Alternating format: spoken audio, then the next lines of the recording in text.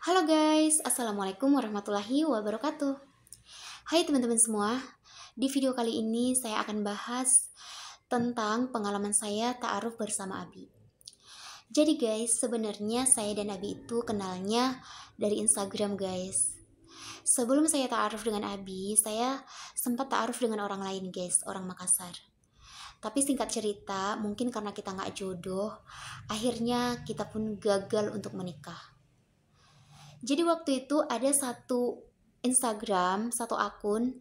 Nah, akun itu akun ta'aruf. Jadi siapapun yang ingin berta'aruf tinggal daftar aja gitu, tinggal DM aja ke adminnya.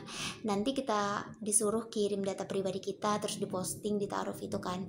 Kalau misalnya ada orang yang tertarik, ada orang yang ingin ta'aruf dengan kita, tinggal di email aja kitanya karena nanti bakalan diposting data pribadi kita dan email kita juga gitu. Tapi tidak dengan nomor telepon ya guys ya, cuman email aja gitu. Nah waktu itu saya sempat daftar ta'aruf guys, dan saya ta'aruf dengan orang Makassar. Tapi mungkin karena memang jodoh saya adalah Abi ya guys ya, terus saya gagal untuk menikah dengan orang Makassar itu. Dan ternyata Abi sering memantau data-data orang yang ta'aruf itu guys. Jadi dia cuma mantau aja, dia nggak daftar ta'aruf gitu.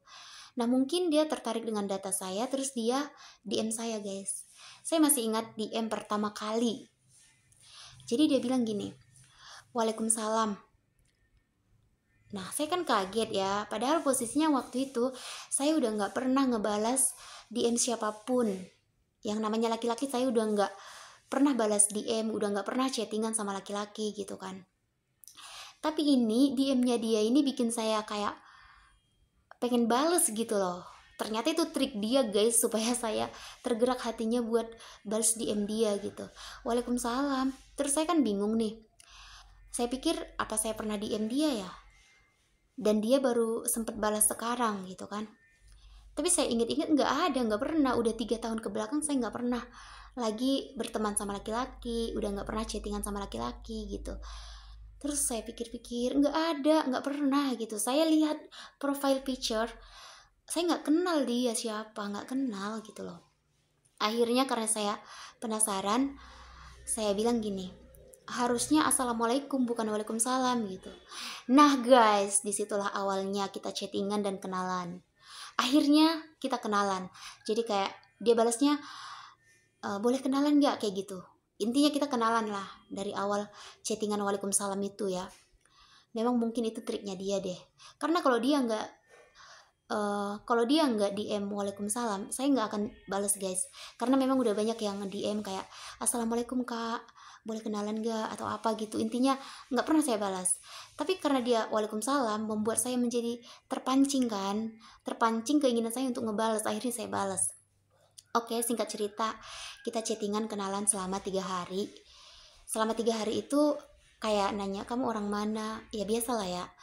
Terus saya pikir untuk apa dilanjutin chattingan kayak gini, nggak ada faedahnya juga gitu kan. Akhirnya saya beranikan diri guys untuk ngajak dia menikah. Gila nggak? Saya yang ngajak dia duluan menikah loh guys. Terus saya bilang gini, udah chattingan kayak gitu kan. Terus saya bilang gini, kamu tujuannya chattingan sama saya itu apa gitu kan. Katanya ya buat temen, buat kenalan, buat berteman gitu.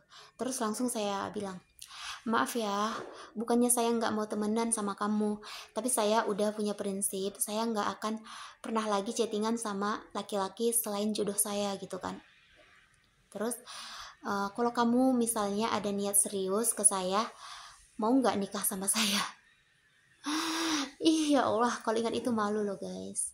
Malu, tapi saya sebenarnya di situ waktu itu memang ngerasa gini, ya kalau kamu nggak niat untuk serius ya udah, buat apa juga dilanjutkan gitu. Ya udah, dengan deg-degan juga sih saya ngirim pesan itu. Akhirnya dia balas gini, emangnya kamu udah siap nikah gitu. Terus saya bilang, iya saya udah siap nikah, dan kalau misalnya kamu tertarik dengan saya dan berniat untuk menikahi saya, lebih baik kamu lamar aja saya. Tapi kalau hanya untuk berkenalan, chattingan, apalagi pacaran, saya udah nggak mau. Maaf ya, saya uh, udah selesai di titik itu gitu kan. Udah, intinya udah nggak mau lah gitu.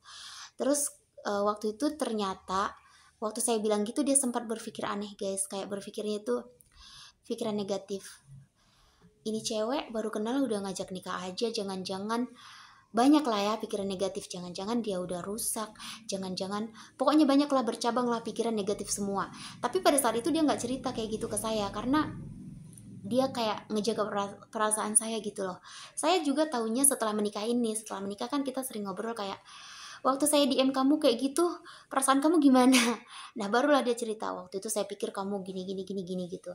Nah intinya guys, intinya dia setuju dengan ajakan saya, katanya oke, kalau kamu memang udah siap nikah dan kamu juga eh, tertarik dengan saya, insya Allah saya akan lamar kamu, tapi kamu mau nggak nunggu saya sekitar 1 tahun gitu. Soalnya saya lagi ngumpulin biaya untuk lamar kamu gitu kan. Saya pikir-pikir daripada saya maksudnya daripada saya berhubungan dengan orang gak jelas, nah daripada kayak menambah-nambah dosa, dan ini mau serius dengan saya, ya udah saya tunggu aja gitu kan. Akhirnya saya iakan, saya pun nunggu dia selama 1 tahun, tapi sebenarnya nggak sampai 1 tahun dia udah datang ke rumah guys untuk lamar saya. Oke, akhirnya karena kita ini udah komitmen lah ya dibilang, padahal nggak ketemu loh, nggak ketemu sama sekali. Tapi saya kayak perasaannya tuh kayak yakin aja, aneh ya. Dari awal saya kenal dia kayak yakin bahwa dia jodoh saya gitu loh. Jadi kayak nggak, ih gila ya ngapain pula saya tunggu-tunggu dia nggak jelas, nggak gitu. Jadi kayak ya udahlah, ntar juga dia datang kok lamar saya gitu. Bisa-bisanya ya. Dari awal kenal, dari awal kita komitmen itu saya udah yakin aja gitu. Nah akhirnya saya bilang gini, kalau misalnya kamu setuju kita bakalan menikah, kamu bakalan datang dan saya tunggu kamu, gimana kalau kita taaruf aja gitu. Akhirnya kita taaruf guys. Nah kita pindahlah ke WhatsApp kan, dari Instagram, dari DM kita pindah ke WhatsApp. Nah di WhatsApp itu ada satu orang lain, terus ada dia dan saya.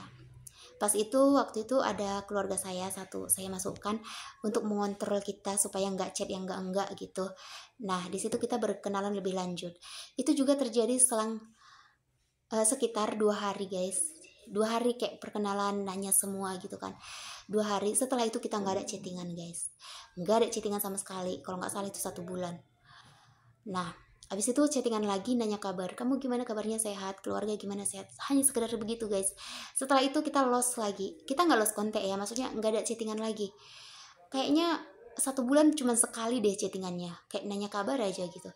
1 atau 2 lah, paling banyak 3 kali kita chattingan 1 bulan itu guys. Itu pun nggak panjang-panjang gitu. Nah sampai akhirnya di uh, Lebaran 2022 dia datang ke rumah, dia bilang ke saya bahwa dia mau datang, mau lamar saya. Nah saya pikir dia kayak bercanda gitu kan, tapi saya iyakan aja, ya udah kalau kamu udah siap ya udah datang aja lamar saya, temuin orang tua saya gitu. Akhirnya dia datang.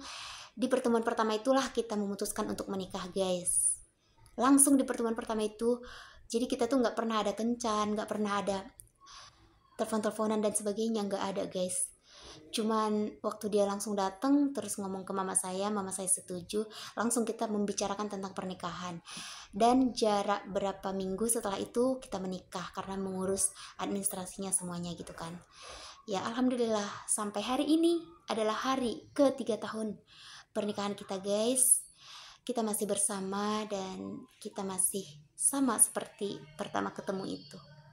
Oke guys, begitulah cerita dari kisah saya dan Abi tentang ta'aruf. Semoga menjadi pelajaran buat banyak orang bahwa tidak ada yang tidak mungkin jika Allah berkehendak. By the way, selama ta'aruf itu juga kita selalu mengadukan ke Allah tentang perasaan kita, tentang hubungan kita. Dan seminggu sebelum menikah kita rutin tahajud dan istikharah guys, untuk mendapatkan jawaban dari Allah.